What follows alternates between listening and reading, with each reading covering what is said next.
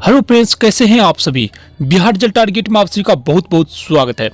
दोस्तों, अगर आप बिहार डीएलएड एंट्रेंस परीक्षा 2022 की तैयारी कर रहे हैं तो दोस्तों रियल में आज आप सभी को इतना इम्पोर्टेंट प्रश्न बता रहा हूं सामान्य विज्ञान का, जो कि शायद ही कहीं आप लोग एक सीरियल में देखेंगे, ठीक ना, या फिर आपको देखने को मिलेगा इस तरह का प्रश्न इम्पोर्टेंट एक सीरियल में। तो चलिए दोस्तों, आज की क्लास को हम लोग बहुत ही मजे के साथ स्टार्ट करते हैं। और आप सबों से रिक्वेस्ट है, चैनल चाहे सब्सक्राइब कीजिएगा कि नहीं कीजिएगा उससे कोई दिक्कत नहीं, लेकिन आप लोग जो है ना, जो भी अभी प्रश्न बता रहे हैं उन प्रश्नों को आप लोग कभी भी मत भूलिएगा, क्योंकि ऐसा ऐसा प्रश्न आपको सभी बोर्ड एग्जाम में, आपको डीएलएड ही नहीं, आपको जो ग्रुप डी कोई भी एसएससी जीडी किसी का भी तैयारी कीजिएगा तो आपको जरूर देखने को मिलेगा, ठीक ना दोस्तों। और इतना इंपॉर्टेंट प्रश्न है ये ऑब्जेक्टिव कि शायद ही आप सभी को कहीं एक सीरीज और सीरियल में मिलेगा देखने के लिए दोस्तों। तो चलिए दोस्तों, वीडियो को शुरू करते इससे पहले जान लीजिए, अगर आप लोग पहली बार आए हैं बिहार रिजल्ट टारगेट पे तो चैनल को तो यार जरूर सब्सक्राइब कर लीजिएगा। और साथ ही जो है ना, टेलीग्राम का लिंक जो है इसी वीडियो के डिस्क्रिप्शन में, उनको भी आप लोग जरूर ज्वाइन कर लीजिए, ताकि आपको डीएलएड से रिलेटेड जो भी न्यूज कटअप होगा उनका नोटिस सही समय पर आप सबों के पास पहुंचते रहे। तो चलिए वीडियो को हम लोग शुरू करते हैं। एक एक ऑब्जेक्टिव प्रश्न को आप लोग याद करते जाइए और एक कॉपी पेन निकालिए और लिखते जाइए। चलिए सबसे पहले हम लोग एक रोग से चालू करते, मधुमेह से चालू करते हैं। देखिए सबसे पहले आपको प्रश्न पूछेगा कि मधुमेह रोग किस हार्मोन के कारण होता है, ठीक ना।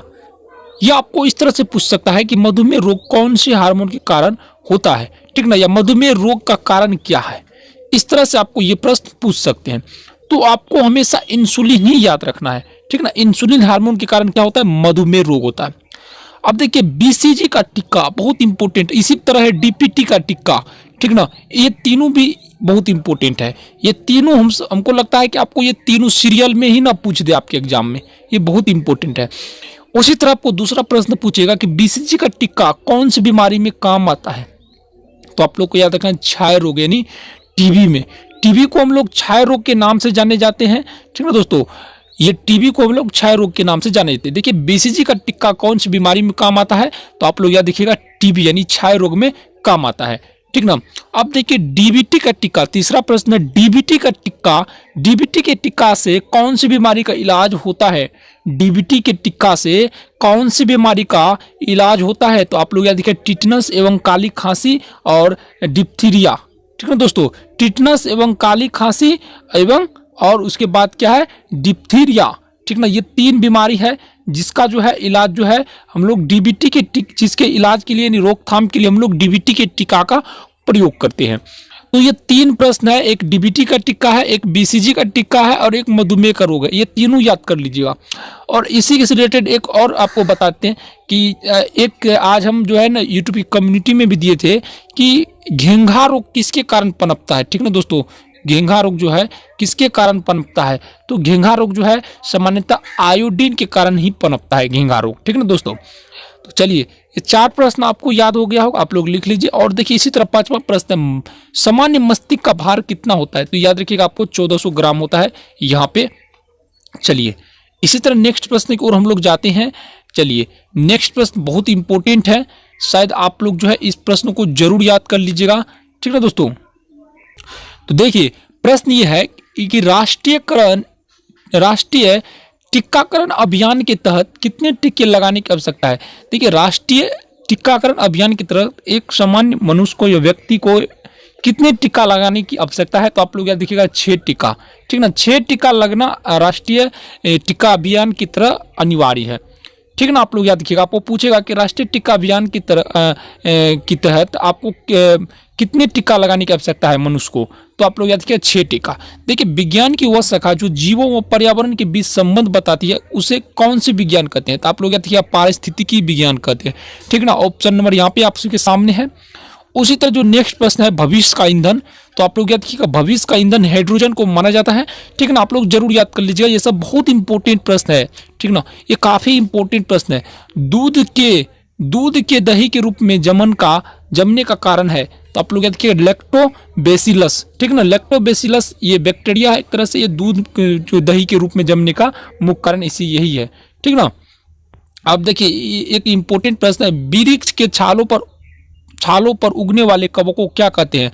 तो ये देखिए वृक्ष के छालों पर उगने वाले जो कवक होते हैं उसको हम लोग कार्टिकोल्स कहते हैं, कार्टिकोल्स कहते हैं। ऑप्शन नंबर आपके सामने है और ये सब जरूर याद रखिए, सामान्य विज्ञान का बड़ी इंपॉर्टेंट प्रश्न है। देखिए निम्नलिखित में कौन सी खुजली के रोग इसके बीज का कारण है? ठीक ना, देखिए कौन सी खुजली, आप समझ सकते हैं निम्नलिखित में से कौन खुजली के रोग इसके बीज का कारण है? तो ये आप लोग देखिए कवक। चलिए, लाइकेन किन दो वर्गों के पौधे से मिलकर बने होते हैं? तो आप लोग देखिए कवक और शैवाल से मिलकर के लाइकेन बने होते हैं। चलिए अब देखिए इंपॉर्टेंट है आप सभी के सामने जो दूसरा प्रश्न और नेक्स्ट प्रश्न है, लाइकेन किसके सूचक होते हैं? तो वायु प्रदूषण के सूचक होते हैं लाइकेन। ठीक है ना, आप लोग इनको जरूर याद कर लीजिएगा।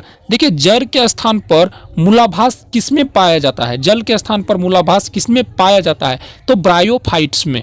जल के स्थान पर मूलाभास किसमें पाया था? ब्रायोफाइट्स में। सबसे अधिक क्रोमोसोम किसमें पाए थे? बड़ा इंपॉर्टेंट प्रश्न है दोस्तों, ये आपके लिए बहुत ही वीवीआई प्रश्न है, आप लोग अभी ही इनको याद कर लीजिए। सबसे ज्यादा क्रोमोसोम जो है टेरिडोफाइट्स में पाया जाता है। ठीक है, टेरिडोफाइट्स में सबसे अधिक क्रोमोसोम पाए जाते हैं।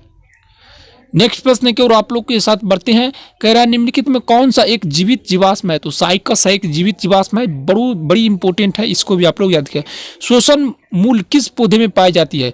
ये भी बड़ा इंपॉर्टेंट है। श्वसन मूल किस पौधे में पाया जाता है? वीवीआई है, आप लोग इनको नजरअंदाज मत कीजिए, जरूर याद कर लीजिए। तो याद रखिए जूसिया पौधे में जो है श्वसन मूल पाए जाते हैं।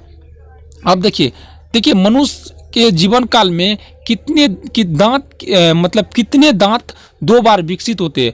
मनुष्य के जीवन काल में कितने दांत 2 बार विकसित होते हैं? तो आप लोग को याद रखना 20 दांत जो है मनुष्य के जीवन काल में 2 बार विकसित होते हैं, यानी 2 बार वो तैयार होते हैं। ठीक ना, वो 2 बार टूट जाते हैं और तीसरा बार वो जो है जीवन काल में उनका प्रवेश करते हैं। ठीक ना, चलिए नेक्स्ट प्रश्न की ओर आपको ले चलते हैं। नेक्स्ट प्रश्न ऐसा है कि मानव शरीर में पाचन का अधिकांश भाग किस अंग में संपन्न होता है? तो आप लोग छोटी आंत में जो है पाचन का अधिकांश भाग जो है संपन्न होता है। और मनुष्य में पाचन क्रिया कहाँ से प्रारंभ होती है? मुख से, जिसको हम लोग मुंह बोलते हैं, वहां से प्रारंभ होते हैं। सर्वप्रथम रक्त परिसंचरण तंत्र का अध्ययन किसने किया था? बड़ा इंपॉर्टेंट प्रश्न है, वीवीआई है। तो ये हार्वे ने किया था। सर्वप्रथम रक्त परिसंचरण तंत्र का अध्ययन किसने किया था? तो हार्वे में। पेस मेकर का संबंध किससे है? तो आप लोग कहते हैं हृदय से है। पेस मेकर का कार्य क्या है? दिल की धड़कन आरंभ करना, ठीक ना, प्रारंभ करना। चलिए, गति प्रेरक किससे संबंधित है? गति प्रेरक किससे संबंधित? आप लोग कहते हैं हृदय से। शरीर में गति प्रेरक हृदय से संबंधित है, इसी से शरीर में गति होता है। देखिए किन की भित्तियों पर रक्त द्वारा डाले गए दबाव को रक्त दाब कहते हैं? तो आप लोग याद किया धमनी के जो दीवार होते हैं, ठीक ना दोस्तों, हम देखिए धमनी के जो दबाव होते हैं ये बड़ा इंपॉर्टेंट है। ये जो है ना भित्तियों पर जो इसका रक्त का डाला जाता है, तो ये जो है ना ये रक्त दाब होता है, जिसको हम लोग जो है धमनी कहते हैं। सोते समय रक्त दाब में क्या परिवर्तन होता है? तो घटता है। जो आदमी ज़्यादा सोता है उसका जो है बीपी लो हो जाएगा, ठीक ना, वो जो ज़्यादा सोने वाले आदमी का बीपी लो हो जाएगा, ठीक ना। तो इसलिए ज़्यादा सोना भी आवश्यकता के अनुसार ही सोए 8 घंटा। 6 से 7 बहुत हो गया, मैक्सिमम 8 घंटा। पादपों में पोषक तत्वों की संख्या कितनी है? 17 होते हैं। पादप पोषक तत्वों के करने वाले कौन थे? ठीक ना, पादप पोषक तत्वों के वर्गीकरण करने वाले कौन थे? हार्मोन थे, ठीक ना। चलिए एक प्रश्न आपको और बताते हैं, फिर हम लोग कल वाले क्लास में मिट्टी रहित खेती को किस नाम से जाना जाता है? तो देखिए हाइड्रोपोनिक्स, ठीक ना, हाइड्रोपोनिक्स के नाम से जान लेते हैं मिट्टी रहित खेती को, ठीक ना। तो यहाँ पे अभी आप सभी को जितना भी प्रश्न बताएं A to Z आप लोग याद कर लीजिए, क्योंकि इंपॉर्टेंट प्रश्न है। एक बार में 100-200 बताने लायक नहीं है। अभी जितना बताएं आपको 25-30 जो हो 40 उन सभी को आप लोग लिख के याद कर लीजिएगा। और याद रहे बिहार जेल टारगेट पे पहली बार आए तो चैनल को सब्सक्राइब किए बिना जाइएगा नहीं, क्योंकि इस चैनल पे आप सभी को इस तरह से जो भी इंपॉर्टेंट क्वेश्चन होगा वो सब मिलता आएगा। धन्यवाद, मिलते हैं नेक्स्ट वीडियो में, तब तक के लिए जय हिंद।